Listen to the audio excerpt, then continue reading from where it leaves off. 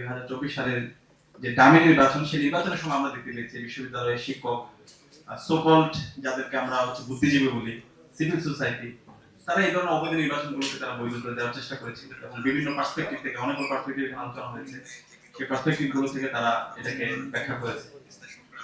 তো আমরা যারা তরুণরা আছি, আমরা এর আগে ইতিহাস পড়েছি এবং পরবর্তীতে আমরা 3 মেয়াদে যে নির্বাচন, সেই নির্বাচন আমরা দেখেছি।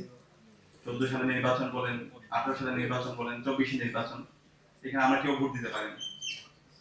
তো আজকে জুলাই বিপ্লবের মাধ্যমে আজকে যুবকরা এম্পাওয়ার হয়েছে, তরুণরা এম্পাওয়ার হয়েছে, এই জুলাই বিপ্লব তরুণরা করেছে।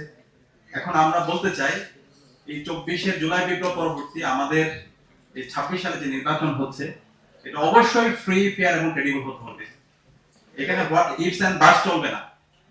আমরা রাজনৈতিক দলগুলোকে আহ্বান করব এবং এখানকার ইন্টারিম যা দায়িত্বে আছে এবং নির্বাচন কমিশনকে আমরা অনুরোধ করব, এই জায়গায় কোনো ছাড় দেওয়া যাবে না।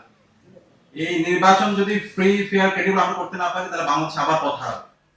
এবং এর মাধ্যমে আমাদের এই প্রতিষ্ঠানগুলোকে শক্তিশালী করার মাধ্যমে আমাদের গণতন্ত্রের স্থায়ী রূপের দিকে আমাদের প্রবেশ করতে হবে এবং সে জায়গায় রাজনৈতিক দলগুলোকে ঐক্যবদ্ধ হতে হবে।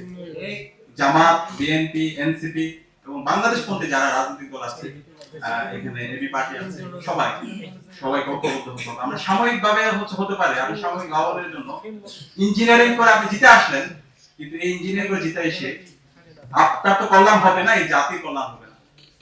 এখন বর্তমান সময়ে সবকিছুই ওপেন, আমরা দেখতে পাচ্ছি কে কি করছে, কার মনোভাব কি। তো সেখানে এখন সময় আছে। কেউ যদি আপনারা ইঞ্জিনিয়ারিং করতে চান, তাহলে আপনি নিজের পায়ে নিজে কোড়াল মারতেছেন। সে কারণে আমরা অনুরোধ করবো, এখন আমরা দেখতে পাচ্ছি নির্বাচন আগামী মাসের 12 ফেব্রুয়ারি হবে, কিন্তু এখন আমরা দেখতে পাচ্ছি সেই ফেসিবাদী কাঠামোর যে নির্বাচন, সেই নির্বাচনের দিকে মনে হচ্ছে আমরা যাচ্ছি।